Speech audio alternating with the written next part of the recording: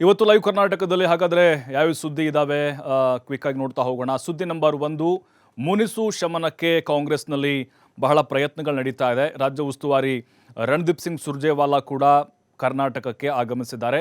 3 ದಿನಗಳ ಪ್ರವಾಸ ಅವ್ರದ್ದಿರುತ್ತೆ.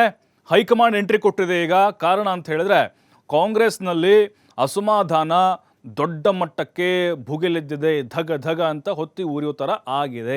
ಹಾಗಾಗಿನೇ ಈಗ ಅದಕ್ಕೆ ಮದ್ದನ್ನು ಅರಿಬೇಕಲ್ವಾ, ಸುರ್ಜೇವಾಲಾ ಅವರು ಎಂಟ್ರಿ ಕೊಟ್ಟಿದ್ದಾರೆ. ಸಿದ್ದರಾಮಯ್ಯ ಹಾಗೂ ಡಿ ಕೆ ಶಿವಕುಮಾರ್ ಅವರ ಮನವೊಲಿಸುವಂಥ ಪ್ರಯತ್ನದ ಮುಂದುವರೆದ ಭಾಗ ಅಂತ ಹೇಳ್ಬೋದು ಇದು.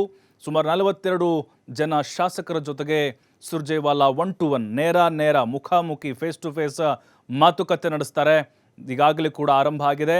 ಅದರ ಜೊತೆಗೆ ಈಗ ಸಚಿವರ ಕಾರ್ಯವೈಖರಿ ಬಗ್ಗೆ ಕೂಡ ಒಂದು ಕಾರ್ಡನ್ನು ಕೂಡ ರೆಡಿ ಮಾಡ್ತಾ ಇದ್ದಾರೆ, ಅಂದರೆ ಒಂದು ರಿಪೋರ್ಟ್ ರೆಡಿ ಮಾಡ್ತಾ ಇದ್ದಾರೆ. ಇದೆಲ್ಲವನ್ನು ಕೂಡ ಹೈಕಮಾಂಡ್ಗೆ ತಲುಪಿಸುವಂಥ ವ್ಯವಸ್ಥೆ ಕೂಡ ಆಗುತ್ತೆ. ಹಾಗಾದರೆ ಯಾವೆಲ್ಲ ಶಾಸಕರು ಸುರ್ಜೇವಾಲಾ ಅವರ ಸಭೆಗೆ ಬಂದಿದ್ದಾರೆ ಮತ್ತು ಬರ್ತಾರೆ, ಯಾರು ಬರೋದಿಲ್ಲ, ಅವರ ಮುನಿಸುಗಳು ಇದರಲ್ಲಿ ಮತ್ತೆ ವ್ಯಕ್ತವಾಗುತ್ತಾ? ಯಾಕಂತ ಹೇಳಿದ್ರೆ ಈಗ ಸರ್ಕಾರದ ವಿರುದ್ಧವೇ ಅವರು ಸಮರ ಸಾರಿರುವುದರಿಂದಾಗಿ ಖಂಡಿತವಾಗ್ಲೂ ಸಿದ್ದರಾಮಯ್ಯನವ್ರಿಗೆ ಮತ್ತು ಡಿ ಕೆ ಶಿವಕುಮಾರ್ ಅವ್ರಿಗೆ ಸಾಕಷ್ಟು ಮುಜುಗರ ಆಗಿದೆ, ಡ್ಯಾಮೇಜ್ ಆಗಿದೆ ಪಕ್ಷಕ್ಕೆ. ಮೊನ್ನೆ ಡೆಹಲಿಗೆ ಹೋದಾಗೂ ಕೂಡ ಅವ್ರು ಹೇಳಿ ಕಳಿಸಿದ್ರು ಶಮನ ಮಾಡಿ ಅಂತ. ಆದರೆ ಇವತ್ತು ಸುರ್ಜೇವಾಲಾ ಅವರು ಅಂದರೆ ಸುರ್ಜೇವಾಲಾ ಇವತ್ತಿನ ಸಭೆ ಆರಂಭ ಮಾಡ್ತಾ ಇದ್ದಾರೆ. ಹಾಗಾಗಿನೇ ಅವರು ಹೋದ ಮೇಲಾದರೂ ಕಾಂಗ್ರೆಸ್ನಲ್ಲಿ ಉಂಟಾಗಿರುವಂತಹ ಈ ಕೆಲವೊಂದಿಷ್ಟು ಅಸಮಾಧಾನದ ಮಾತುಗಳು ಮುನಿಸು ಶಾಂತವಾಗುತ್ತಾ ಅನ್ನೋದು ಬಹಳ ಕುತೂಹಲ ಕಾರಣ ಆಗ್ತಾ ಇದೆ. ಸುದ್ದಿ ನಂಬರ್ 2, ಶಾಸಕ ರಾಜು ಕಾಗೆ ಯಾಕೆ ಗೈರಾದರು? ಇವತ್ತು ಬರಬೇಕಾಗಿತ್ತು ಅವರು. ಮೇನು ಸೆಕೆಂಡ್ ಹೆಸರೇ ಅವ್ರದ್ದಿರೋದು. ಮೊದಲು BR ಪಾಟೀಲ್ ಹೆಸರು, ಅದಾದಮೇಲೆ ಸೆಕೆಂಡ್ ನೇಮ್ ಅಂತಂದರೆ ರಾಜು ಕಾಗೆ. ಯಾಕಂದರೆ ಇವರು ಕೂಡ ಆರೋಪವನ್ನು ಮಾಡಿದ್ರಲ್ವಾ. BR ಪಾಟೀಲ್ ಹೇಳಿದ್ದು ನಿಜ, ನನಗೂ ಅನ್ಯಾಯ ಆಗಿದೆ, ನನಗೆ ಕ್ಷೇತ್ರಕ್ಕೆ ಹಣ ಬರ್ತಿಲ್ಲ, ಅನುದಾನ ಬಿಡುಗಡೆ ಆಗಿಲ್ಲ, ಆಡಳಿತದ ಯಂತ್ರ ಕುಸಿದಿದೆ, ಹದಗೆಟ್ಟು ಹೋಗಿದೆ ಅಂತ ಹೇಳಿದರು. ಈಗ ಬರಬೇಕಲ್ವಾ, ಯಾವುದೋ ಒಂದು ಕಾರ್ಯಕ್ರಮ ಇತ್ತು ಪೂರ್ವ ನಿಯೋಜಿತ ಅಂತ ಹೇಳಿ ಗೈರಾಗಿದ್ದಾರೆ. ಅಸಲಿಗೆ ಇದೇ ಕಾರಣ ಇರ್ಬೋದಾ, ಅಥವಾ ಹೈಕಮಾಂಡ್ ವಿರುದ್ಧವೂ ಕೂಡ ಕಾಗೆಗೆ ಮುನಿಸಿದೆಯಾ? ಬರ್ಬೋದಾಗಿತ್ತಲ್ವಾ. ಸುರ್ಜೇವಾಲಾ ಅವರು ಬರ್ತಾರೆ 30ನೇ ತಾರೀಕು ಅಂಥೇಳಿ 15 ದಿನದ ಹಿಂದೆನೇ ನಿಗದಿಯಾಗಿತ್ತು. ಹಾಗಾಗಿನೇ ಅವರಿವತ್ತು ಬೇರೆ ಕಾರ್ಯಕ್ರಮಕ್ಕೆ ಹೋಗೋದು ರದ್ದು ಮಾಡ್ಬೋದಾಗಿತ್ತು. ತಮ್ಮ ಮನದಾಳದ ನೋವುಗಳನ್ನು ಹೇಳೋಕ್ಕೊಂದು ವೇದಿಕೆ ಸಿಕ್ಕಿತ್ತು ಅವರಿಗೆ. ಹಾಗಾಗಿನೇ ಗೊತ್ತಿಲ್ಲ, ಇನ್ನೂ ಟೈಮ್ ಇದೆ, 2 ದಿನ ಸುರ್ಜೇವಾಲಾ ಇರ್ತಾರೆ, ಮತ್ತೆ ಅವ್ರಿಗೆ ಅವಕಾಶ ಕೊಡ್ಬೋದು. ಸತೀಶ್ ಜಾರಕಿಹೊಳಿ ಕೂಡ ಅವ್ರ ಪರವಾಗಿ ಬ್ಯಾಟಿಂಗ್ ಮಾಡಿದ್ದಾರೆ. ಬೆಳಗಾವಿ ರಾಜಕಾರಣ ಅಂತ ಬಂದಾಗ ಒಂದು ರೀತಿ ಒಗ್ಗಟ್ಟಿನ ಮಂತ್ರವನ್ನು ಎಲ್ಲ ಸಚಿವರು ಶಾಸಕರು ಇಲ್ಲಿ ತೋರಿಸ್ತಾ ಇದ್ದಾರೆ. ಸುದ್ದಿ ನಂಬರ್ 3, CM DCM ಒಗ್ಗಟ್ಟಿನ ಮಂತ್ರವನ್ನು ಜಪಿಸಿದ್ದಾರೆ. ನೋಡಿ, ಸಿದ್ದರಾಮಯ್ಯರು ಬಹಳ ಸ್ಪಷ್ಟವಾಗಿ ಹೇಳಿದ್ದಾರೆ. ಆದರೂ ಡಿ ಕೆ ಶಿವಕುಮಾರ್ ಅವರ ಕೈಯನ್ನು ಮೇಲೆ ಎತ್ತಿ ಅಶೋಕ್ ಅವರು ಹೇಳಿದ್ರಲ್ವಾ, ದಸರಾ ಉದ್ಘಾಟನೆ ಮಾಡೋದಿಲ್ಲ ಸಿದ್ದರಾಮಯ್ಯನವರು, ಬೇರೆದವರು ಬರ್ತಾರೆ ಅಂಥೇಳಿ. ಆದರೆ ಮೈಸೂರಿನಲ್ಲಿ ಅದೆಲ್ಲದಕ್ಕೂ ಕೂಡ ತೆರೆ ಎಳೆದಿದ್ದಾರೆ ಸಿದ್ದರಾಮಯ್ಯ. ಯಾಕಂದರೆ ಈ ದೃಶ್ಯವನ್ನು ಬಹಳ ಅಪರೂಪ ನೋಡೋದು. ಯಾಕಂತ ಹೇಳಿದ್ರೆ ವೇದಿಕೆ ಕಾರ್ಯಕ್ರಮದಲ್ಲಿ ಹಿಂದೆ ನೋಡಿದ್ವಿ, ಒಬ್ರಿಗೊಬ್ರು ಕೈ ಮೇಲೆ ಇಟ್ಕೊಂಡು ನಾವೆಲ್ಲ ಒಟ್ಟಾಗಿದ್ದೇವೆ, ನಮ್ಮ ನಡುವೆ ಏನೂ ಇಲ್ಲ, ಭಿನ್ನಾಭಿಪ್ರಾಯಗಳು, ಕಚ್ಚಾಟ ಇಲ್ಲ ಅಂಥೇಳಿ. ಹಾಗೆ ಮತ್ತೊಮ್ಮೆ ಸಿದ್ದರಾಮಯ್ಯನವರು ಅದನ್ನು ತೋರಿಸಿದ್ದಾರೆ, ಅಂದರೆ ಆ ಸಂದೇಶವನ್ನು ಕೊಟ್ಟಿದ್ದಾರೆ. ಡಿ ಕೆ ಶಿವಕುಮಾರ್ ನಾವೆಲ್ಲ ಕೂಡ ಚೆನ್ನಾಗಿದ್ದೇವೆ, ಇದು BJPಯವರ ಒಂದು ಸುಳ್ಳು ಸೃಷ್ಟಿ, ಅವರ ಒಂದು ವದಂತಿಗಳಷ್ಟೇ ಇದು ಅಂತ ಮತ್ತೊಮ್ಮೆ ಸಿದ್ದರಾಮಯ್ಯನವರು ಪುನರುಚ್ಚರಿಸಿದ್ದಾರೆ. ಯಾಕಂತ ಹೇಳಿದ್ರೆ ರಾಜಣ್ಣ ಹಾಕಿದ್ರಲ್ಲ ಬಾಂಬು, ಸೆಪ್ಟೆಂಬರ್ ನಂತರ ಕ್ರಾಂತಿ ಆಗುತ್ತೆ ಅಂಥೇಳಿ, ಆ ಕ್ರಾಂತಿಗೆ ಸಂಬಂಧಪಟ್ಟಂತಹ ಒಂದು ಸ್ಪಷ್ಟೀಕರಣ ಅಂತ ಹೇಳ್ಬೋದು. ಹಾಗಾಗಿನೇ ಈಗ ಸದ್ಯಕ್ಕೆ BJPಗರ ಬಾಯಿ ಬಂದ್ ಮಾಡುವಂತಹ ಪ್ರಯತ್ನವನ್ನು CM DCM ಈ ಒಗ್ಗಟ್ಟಿನ ಮಂತ್ರದ ಮೂಲಕ ಮಾಡಿದ್ದಾರೆ. ಸುದ್ದಿ ನಂಬರ್ 4, ಏನಾಗ್ತಾ ಇದೆ ಹಾಸನದಲ್ಲಿ? ಹೃದಯದ ಬಡಿತ ನಿಲ್ತಾನೆ ಇದ್ದಾವೆ.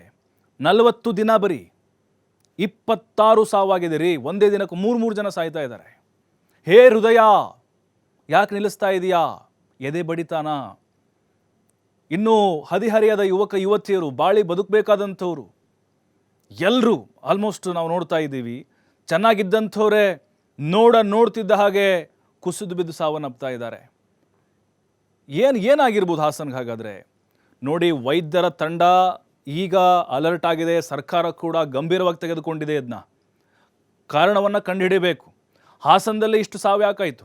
ನೀವು ಬೇಕಾದರೆ 1 ವರ್ಷದ ಹಿಸ್ಟ್ರಿಯನ್ನು ತೆಗೆದು ನೋಡಿ, 100 ಜನ ಹೃದಯಾಘಾತಕ್ಕೆ ಅಲ್ಲಿ ಬಲಿಯಾಗಿದ್ದಾರೆ. ಹೃದಯಾಘಾತ ಬೇರೆ, ಹೃದಯ ಸ್ತಂಭನ ಬೇರೆ, ಕಾರ್ಡಿಯಾಕ್ ಅರೆಸ್ಟು, ಎರಡಕ್ಕೂ ಕೂಡ ಬಲಿಯಾದಂಥ ಉದಾಹರಣೆಗಳು ನಮ್ಮ ಮುಂದೆ ಸಿಗ್ತವೆ. ನೋಡಿ, 25, 26, 22, 23, 30ರೊಳಗೆ 35ರೊಳಗೆ ಯುವತಿಯರು ಸಾವನ್ನಪ್ತಾ ಇದ್ದಾರೆ.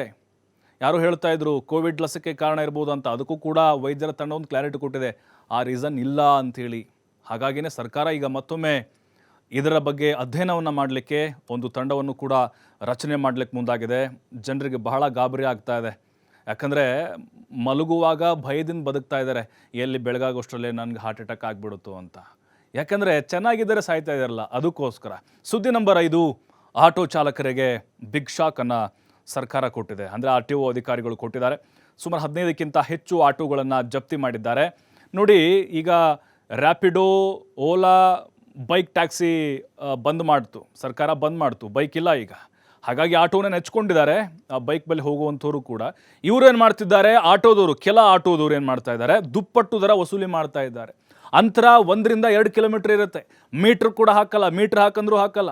ಮೀಟ್ರ್ ಮೇಲೆ ಮತ್ತೆ ದುಡ್ಡು ಕೇಳ್ತಾರೆ. 30 ರೂಪಾಯಿ ಕಡಿಮೆ ದರ, ಅದು ಮಿನಿಮಮ್. ಅದಾದಮೇಲೆ 15 ರೂಪಾಯಿ ಹಾಕಬೇಕು. ಇವ್ರೇನು ಮಾಡ್ತಾ ಇದ್ದಾರೆ, 100 ರೂಪಾಯಿ ಕೊಡಿ, 70, 80, ಈ ರೀತಿ ಬಹಳಷ್ಟು ಪ್ರಯಾಣಿಕರಿಗೆ ಹೊರೆ ಆಗ್ತಾ ಇದೆ. ದೂರುಗಳು ಕೂಡ ರಾಮಲಿಂಗಾರೆಡ್ಡಿ ಅವರು ಏನಿದ್ದಾರೆ ಸಾರಿಗೆ ಸಚಿವರು, ಅವರ ಮೂಲಕವಾಗಿ ಹೋಗಿತ್ತು. ಈಗ RTO ಅಧಿಕಾರಿಗಳಿಗೆ ಪತ್ರವನ್ನು ಬರೆದು ನೀವು ಕೂಡಲೇ ಕ್ರಮ ಜರುಗಿಸಬೇಕು. ಎಲ್ಲೆಲ್ಲಿ ಯಾವ್ಯಾವ ಆಟೋ ಚಾಲಕ ದುಪ್ಪಟ್ಟು ದರವನ್ನು ವಸೂಲಿ ಮಾಡಿದ್ದಾನೋ ಆ ನಂಬರ್ ಸಮೇತ ಹುಡುಕಿ ಅವನ ಆಟೋವನ್ನು ಸೀಜ್ ಮಾಡಿ, ಜಪ್ತಿ ಮಾಡಿ, ಪರ್ಮಿಟನ್ನು ರದ್ದು ಮಾಡಿ ಅನ್ನುವಂಥ ಆದೇಶವನ್ನು ಕೊಟ್ಟಿದ್ದಾರೆ. ಯಾಕಂದರೆ ಆಟೋ ಚಾಲಕರ ಬಗ್ಗೆ ನಮ್ಗೆ ಗೌರವ ಇದೆ. ಆದರೆ ದುಪ್ಪಟ್ಟು ದರ ಏನಿದೆ, ಸಿಕ್ಕಿದ್ದೇ ಚಾನ್ಸು ಅಂಥೇಳಿ ಹಗಲು ದರೋಡೆ ಮಾಡ್ತೀರಾ ನೀವೆಲ್ಲ? ಅಂದರೆ ಮಾಡುವಂಥವ್ರಿಗೆ ಮಾತ್ರ ಇದು ಅನ್ವಯ ಆಗುತ್ತೆ. ಸಿಕ್ಕಾಪಟ್ಟೆ ಬೇಕಾಬಿಟ್ಟಿಯಾಗಿ ಇವರು ಆಟೋ ದರವನ್ನು ಪ್ರಯಾಣಿಕರಿಂದ ವಸೂಲಿ ಮಾಡ್ತಾ ಇದ್ದಾರೆ ಅನ್ನುವಂಥ ಆರೋಪ ಇದೆ. ಹಾಗಾದರೆ ಮೊದಲ ಸುದ್ದಿ ಅಂತ ಹೋಗ್ಬಿಡೋಣ ಇವತ್ತು. ನೋಡಿ, ಕಾಂಗ್ರೆಸ್ನಲ್ಲಿ ಬಂಡಾಯ ಶಮನಕ್ಕೆ ಹೈಕಮಾಂಡ್ ಇದೀಗ ಎಂಟ್ರಿಯನ್ನು ಕೊಟ್ಟಿದೆ. ಇನ್ಮೇಲಾದರೂ ಕಾಂಗ್ರೆಸ್ನಲ್ಲಿ ಈ ಹೊಗೆ ಇದೆ ಅಲ್ವಾ, ಅಸಮಾಧಾನದ ಹೊಗೆ ಆರುತ್ತಾ, ಮತ್ತೆ ಅದು ಕಿಚ್ಚು ಬೆಂಕಿ ಹೊತ್ಕೊಳ್ಳೋಂಗೆ ಮಾಡುತ್ತಾ? ಶಾಸಕರ 1-to-1 ಸಭೆ ನಡೆಸ್ತಾ ಇದ್ದಾರೆ ಸುರ್ಜೇವಾಲಾ. ಫೇಸ್ ಟು ಫೇಸ್, ನೇರ ಇದು. ಏನೇ ಇದ್ರೂ ಹೇಳ್ಕೊಳ್ಬೋದು, ಯಾರ ವಿರುದ್ಧವೂ ಕೂಡ ಅಸಮಾಧಾನ ಇದ್ರೂ ಹೇಳ್ಬೋದು ಓಪನ್ ಆಗಿ. ಅತೃಪ್ತ ಶಾಸಕ ಪಾಟೀಲ್ ಜೊತೆಗೆ ಸಭೆ ಮುಕ್ತಾಯ ಆಗಿದೆ. ಸುರ್ಜೇವಾಲಾಗೆ ಆರೋಪದ ಪಟ್ಟಿಯನ್ನು ಕೊಟ್ಟಿದ್ದಾರಂತೆ ಪಾಟೀಲು. CM DCM ಸಚಿವರ ಬಗ್ಗೆ ಮಾತನಾಡಿಲ್ಲ. ನೋಡಿ, ಇಲ್ಲಿ ಮಾತಾಡ್ತಾರೆ, ಅಲ್ಲಿ ಮಾತಾಡೋಕ್ಕಾಗಲ್ಲ. ಮನೆ ಹಂಚಿಕೆಯಲ್ಲಿ ಹಣ ಪಡೆದಿದ್ದ ಬಗ್ಗೆ ಹೇಳಿದ್ದೇನೆ ಅಷ್ಟೇ. ಪ್ರತಿ ಮನೆಗೆ 5 ರಿಂದ 25 ಸಾವಿರದವರೆಗೆ ಪಡೆದಿದ್ದಾರೆ ಅಂತ ಆರೋಪ ಪಾಟೀಲ್ ಸುರ್ಜೇವಾಲಾ ಮಾಡಿದ್ದಾರೆ. ನಾನಾಗಿ ಆಡಿಯೋ ವೈರಲ್ ಮಾಡಿಲ್ಲ, ಆದರೆ ಮಾತನಾಡಿದ ನಾನೇ ಅಂತ ನಿಜ ಮತ್ತೊಮ್ಮೆ ಒಪ್ಕೊಂಡಿದ್ದಾರೆ ಅವರು. ಸುರ್ಜೇವಾಲಾ ಬಳಿ ಆರೋಪಗಳ ಬಗ್ಗೆ BR ಪಾಟೀಲ್ ಸ್ಪಷ್ಟನೆ ಕೊಟ್ಟಿದ್ದಾರೆ. KPCC ಕಚೇರಿಯಲ್ಲಿ ಶಾಸಕರ ಜೊತೆಗೆ, ಅಂದರೆ ಅಸಮಾಧಾನಿತ MLAಗಳ ಜೊತೆಗೆ ಸುರ್ಜೇವಾಲಾ 1-to-1 ಮಾತುಕತೆ ನಡೆಸ್ತಾ ಇದ್ದಾರೆ. ಈಗ ಆಳಂದ ಹಿರಿಯ ಶಾಸಕರಾಗಿರುವಂಥ BR ಪಾಟೀಲ್ ಅವ್ರ ಸಭೆ ಮುಕ್ತಾಯ ಆಗಿದೆ.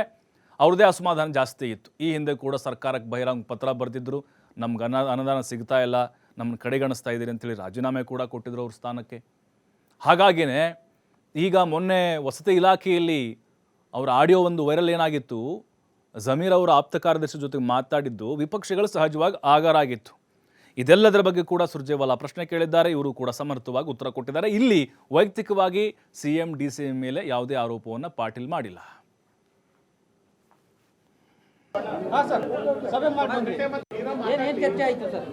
ನನಗೆ ಹೈಕಮಾಂಡ್ಲಿಂದ ನೀವೇ ಜಗಾಡ್ತಿರಲ್ರಿ, ನನಗೆ ಹೈಕಮಾಂಡ್ಲಿಂದ ಕರೆ ಬಂದಿತ್ತು.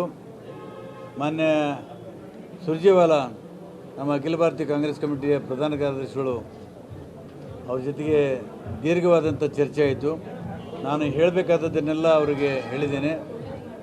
ಅವರೆಲ್ಲರೂ ನನ್ನ ವಿಷಯಗಳನ್ನು ನೋಟ್ ಮಾಡಿಕೊಂಡಿದ್ದಾರೆ. ಮುಂದಿನ ಬರ್ತಕ್ಕಂಥ ದಿನಗಳಲ್ಲಿ ಅವ್ರು ಏನು ಮಾಡಿದ್ದಾರೆ ಅವ್ರಿಗೆ ಬಿಟ್ಟಿದ್ದು, ಪಕ್ಷ ಬಿಟ್ಟಿದ್ದು.